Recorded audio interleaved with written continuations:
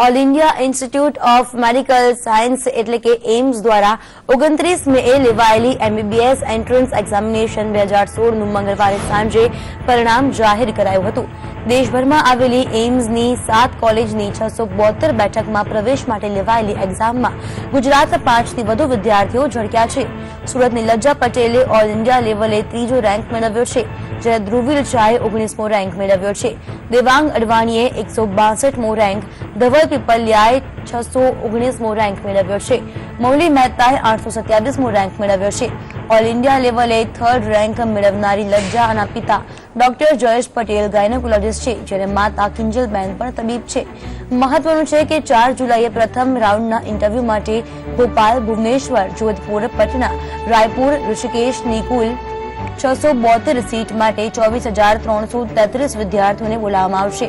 ગયા વર્ષે કુલ 672 બેઠક માટે 14,417 વિદ્યાર્થીઓને ઇન્ટરવ્યુ માટે બોલાવાયા હતા.